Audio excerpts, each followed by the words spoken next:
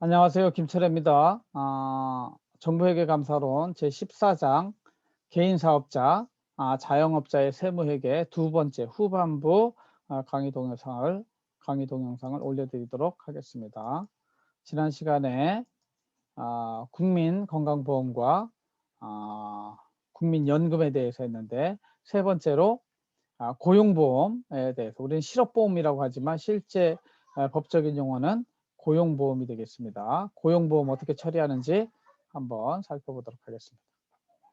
고용보험이란 실업으로 인한 근로소득 상실의 위험을 사회 전체적으로 분산하기 위해서 직장 생활 중에 보험료를 납부하도록 하고, 실직 시에 실업급여 등을 지급하여 근로자의 생활 안정과 복지 증진을 도모하는 제도라 할 수 있습니다. 그래서 목적은 실업 시에 급여를 제공하는 것이죠. 여러분들이 직장을 다니다가 잘려도 1년 동안은 자기가 받던 급여의 70%를 실업급여로 주게 됩니다. 그 다음에 그 사람들의 고용을 안정시키는 사업을 수행하고 직업 훈련을 시키는 일이죠. 직업 능력을 제고하는 사업 등을 하기 위해서 플러스 알파로 또 돈을 좀 걷는 거죠. 공짜가 없으니까. 그래서 이 고용보험은 사회보험으로서 강제성을 지니고 있고, 사업자와 근로자가 보험료를 분담하는데 상대적으로 근로자는 실업급여에 대해서만 부담을 하고, 사업자는 실업급여, 고용안정사업, 직업능력사업 이 세 개 다 부담을 하기 때문에 사업자가 상대적으로 더 많은 보험료를 부담한다, 이렇게 볼 수 있겠습니다. 이거는 소득 재분배 측면에서는 안정된 소득을 가진 사람으로부터 불안정한 소득을 가진 사람에게로 소득이 이전되는, 이것도 사실은 어떻게 보면 부익부 빈익분의 문제를 해결하기 위한 그런 차원의 소득 재분배의 효과가 있다고 볼 수가 있습니다. 그러면 이 행정 처리는 어떻게 하느냐? 이것도 내가 자영업자인데 직원을 두지 않고 있어요. 그러면은 나는 순수한 개인 사업자로서 이 자영업자 고용보험을 들어야 됩니다. 이 자영업자 고용보험은 직원에 대한 보호가 없기 때문에 직원이 없는 경우에 임의 가입, 자기가 희망하면 가입하고 희망하지 않으면 가입하지 않으면 됩니다. 요즘 자영업자들이 너무 많이 망해가지고 이걸 임의 가입을 통해서 좀 사회보장을 하고자 하는 노력들이 많이 이루어지고 있습니다. 반면에 직원이 있는 경우에는 반드시 가입을 해야 돼요. 그러니까 직원이 있는 경우에는 본인은 자영업자 고용보험을 선택할 수 있고요. 이 위에처럼 근로자에 대해서는 반드시 고용보험료를 내야 됩니다. 그래서 사용자와 직원이 분담하는데 사장이 더 많이 분담한다 이랬죠. 왜냐하면 사장은 실업급여뿐만 아니라 고용안정사업과 교육사업까지 추가적으로 부담을 해야 되는가요? 그래서 납부 절차를 보면 직원의 급여 지급 시 사용자분 및 근로자분을 구분해서 자동 이체하면 되는데, 사업자분에 대해서는 근로소득, 여기에 직원의 근로소득에다가 1.05 또는 1.65%를 곱해서 납부를 합니다. 즉 실업급여뿐만 아니라 고용안정, 직업능력 개발사업까지 포함해서 더 많은 돈을 사업자가 내게 되고요. 근로자분은 이 직원의 근로소득에다가 0.8%만 곱해서 내는데, 요거는 실업급여에 해당하는 것만 돈을 내면 되는 겁니다. 이것도 마치 4대 보험 통합징수 포털에서 고용보험료를 계산해서 내시면 됩니다. 그래서 이게 좀 복잡한 것 같지만 사실은 그렇게 어렵지 않아요. 근로소득, 직원 급여 얼마 줬는지만 딱 나오면 계산식에 따라서 이 통장에 늘 돈이 계산되어 나오기 때문에 그렇게 어려운 일은 아니다, 이렇게 볼 수가 있습니다. 마지막으로 산재보험에 대해서 알아보겠습니다. 산재보험이라고 하는 것은 근로자의 업무상 재해에 대해 사업주가 보상 의무를 실현하는 겁니다. 즉 일하다가 내 사업장에서 일하다가 사람이 다치거나 죽었을 때 그 가족들 어떻게 살겠어요? 그 남은 인생 어떻게 살겠어요?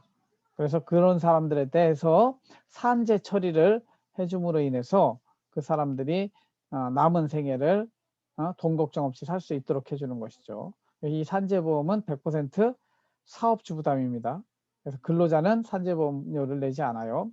사업주가 산재 보상에 필요한 모든 비용을 부담하게 되어 있고요. 사회보험이기 때문에 강제성을 지니고 있고 상용 근로자, 일용 근로자도 포함하여 산재보험을 넣게 되어 있습니다. 그리고 이 산재보험의 특징은 무과실 책임이에요. 사업자가 과실이 없다 할지라도 그 사업장에서 사고가 났으면 산재 처리를 해야 되는 거예요. 그 재해자의 과실 유무에 관계없이 사업자가 잘못됐든 그 실제 재해를 당한 사람이 잘못됐든 관계없이 모든 재해에 대해서 보상을 해주는 거죠. 그러나 그것이 업무하고 관련이 있느냐 없느냐는 늘 소송거리가 됩니다. 집에서 일하다가 죽은 사람 산재 처리해 줄 수 있을까요? 안 돼요. 반면 출근하다가 다친 사람 산재 처리해 줄 수 있을까요? 그거는 될 가능성이 높아요. 이런 것들은 판례에 따라 달라질 수 있지만 출근하다가 다친 것, 이거는 산재로 인정되는 경우가 많습니다. 건강보험하고 겹칠 수 있습니다. 아플 경우에는. 그러나 그 차이는 근로복지공단, 거기는 건강보험공단이 하죠. 근로복지공단이 산재보험 요양급여의 지급심사를 하고 건강보험심사는 건강보험심사평가원에서 하게 됩니다. 이게 공단도 국민건강보험공단에서 하는 것이고 이게 중복돼서 일어날 수도 있겠죠. 중복돼서 일어날 수도 있는데 산재이면은 중복해서 하든지 아니면 선택을 하든지 이렇게 하게 되어 있습니다. 여러분 관심 있는 공무원들은 산재보험이 있을까요? 없을까요? 없어요. 공무원들은 건강보험으로만 처리를 하게 되어 있습니다. 반면 이제 공무원의 경우에는 이 산재보험에 해당하는 내용이 공무원연금 안에 재해 보상이라는 측면에서 공무원연금 내용에 들어가 있기 때문에 일반 직장에 다니는 사람처럼 산재보험은 없다. 이렇게 이해하시면 되겠습니다. 그리고 산재보험료의 행정 처리는 어떻게 하느냐? 납부 절차는 이것도 직원의 급여 지급 시 그 시점에 따라서 산재보험료를 산출해서 자동 납부하시면 됩니다.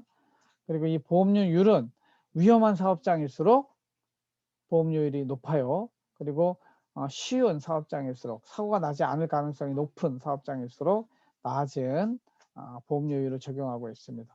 우리가 많이 살펴보고 있는 내가 음식을 한다 또는 숙박업을 한다 그러면은 보수총액의 8.0%를 곱한 금액을 근로복지공단에 산재보험료로 내시면 됩니다. 그리고 이 과정은 4대 보험 통합 징수 포털에서 할 수 있습니다. 그래서 우리가 4대 보험, 우리 생각하는 건강보험, 그 다음에 연금, 국민연금보험, 그 다음에 고용보험, 그 다음에 산재보험까지 어떻게 행정 처리를 하는지 한번 구체적으로 살펴보았고요. 그 다음에 이제 개인 사업자, 자영업자이지만 내가 직원을 두고 있어요. 그러면 그 직원의 유형에 따라서 요 4대 보험 또는 근로소득세 어떻게 내야 되는지 한번 살펴보면 상용직 근로자, 1년 내내 근무하는 근로자예요. 이걸 상용직이라고 합니다. 정규직하고는 조금 다른 개념이죠. 정규직으로 이해하면 돼요. 그러니까 정규직 근로자를 두고 있어요. 그러면 그 사람에 대해서는 근로소득을 줘야 되잖아요. 매달 인건비를 줘야 되는데 그 시점에서 근로소득세는 원천징수 업무만 하면 돼요. 그러니까 이 사람의 월급에서 그 세율을 곱해가지고 그것을 원천징수해서 국세청에 넣어주면 되는 것이죠. 사업자의 부담은 없습니다. 그리고 이 근로소득의 기준으로 근로소득을 기준으로 해 국민연금을 또 내야 돼요. 이거는 반은 근로자 월급에서 까면 되고 반은 4.5%는 사업자 사장이 내야 되는 돈이 되겠습니다. 4.5%에서 내면 되고요. 그 다음에 건강보험에 대해서도 월급을 줄 때 근로자가 전체 그 근로소득에 대해서 3.677%를 내시면 되고 사업자가 그의 반인 3.677%를 반반해서 부담하게 됩니다. 그 다음에 고용보험은 아까 이야기한 것처럼 근로자는 0.8% 그리고 사업자는 1.05에서 1.65%를 더 내게 됩니다. 여기는 실업보험뿐만 아니라 실업급여뿐만 아니라 그 나머지 교육에 관련된 것, 고용 안정 사업에 대한 것까지 포함하기 때문에 더 많다고 그랬습니다. 그리고 산재보험의 경우에는 근로자는 내질 않아요. 근로자는 내질 않고 사업자가 1에서 10%의 금액을 산재보험료로 낸다. 이것을 행정적으로 처리해 줘야 된다는 것이죠. 그래서 이 고용보험의 보험료율은 직원 수에 따라서 사업자 부담료율이 다르게 적용됩니다. 최저율은 이제 150 미만의 작은 규모의 사업자인 경우에는 더 낮은 요율을 하고, 삼성전자 같이 큰 기업은 굉장히 높은 고용보험 요율을 적용하게 되어 있습니다. 그런 것도 참고하시고요. 그 다음에 일용직 근로자, 여러분들이 알바하는 경우 있죠. 하루 가서 일하는 경우도 있고 일주일 하는 경우도 있고 그런데, 그래서 이 알바할 때도 이제 근로소득으로 나갑니다. 세금을 낼 때 1인당 15만 원 초과분에 대한 것만 원전세 근로소득을 징수하게 됩니다. 그래서 15만 원 이하의 월급을 받는다, 또는 뭐 그 근로소득을 받는다 그럴 때는 거기에 대해서는 원천세를 내지 않습니다. 그리고 이 근로소득에 대해서는 사업자 부담은 세금 낼 이유가 하나도 없는 거예요. 이건 본인이 내는 거예요.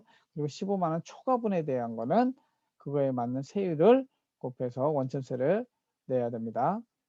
그리고 일용직 근로자는 국민연금이나 건강보험은 뭐 상용직이나 비슷해요.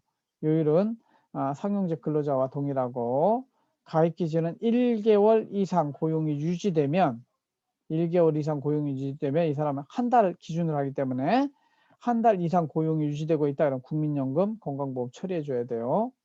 그리고 월 근무 일수 기준으로 8일 이상 또는 1개월 근로시간 60시간 이상 일하고 있다. 그러면 이 사람에 대해서는 국민연금, 건강보험, 아까 상용직과 같이 4.5%, 4.5%, 3.6, 3.677% 이렇게 반반 부담해서 처리를 해줘야 됩니다. 그리고 고용보험도 요율은 상용직 근로자와 동일한데, 요거는 중요한 게 뭐냐면 요거는 1개월 단위잖아요. 1개월 이상인데 고용보험은 하루만 근무해도 가입 대상이 됩니다. 산재보험도 마찬가지고 이거는 고용 안정의 측면에서 하기 때문에 하루만 근무해도 일용직 근로자인 경우에도 고용보험, 산재보험료는 처리를 해줘야 된다. 이렇게 이해하시면 되겠습니다. 물론 여기 나오잖아요. 1인 1당 15만 원 이하는 1당 15만 원 이하는 비과세로 세금을 징수하지 않습니다. 여러분들 노가다 갔을 때 세금 안 내는 거죠. 그 다음에 마지막으로 프리랜서라는 사람들이 있습니다. 이 사람들은 이제 사업소득이죠. 개인 사업자이면서 이제 근로자가 아니기 때문에 이 사람들은 뭐 용역이라고 하죠. 하나 사업 하나 따내 가지고 일을 하게 되는데, 근로자, 본인이 근로자이기 때문에 본인이 어떤 데 본인이 근로자이자 사업자인 거죠. 그래서 근로소득세를 낼 때는 원천세로 3.3%를 내게 됩니다. 사업소득자 프리랜서의 경우에. 그리고 4대 보험은 이거는 원천 징수, 미리 징수하는 게 아니고 사업소득자 본인이 종합소득세 신고 후 직접 자진 납세하게 되어 있습니다.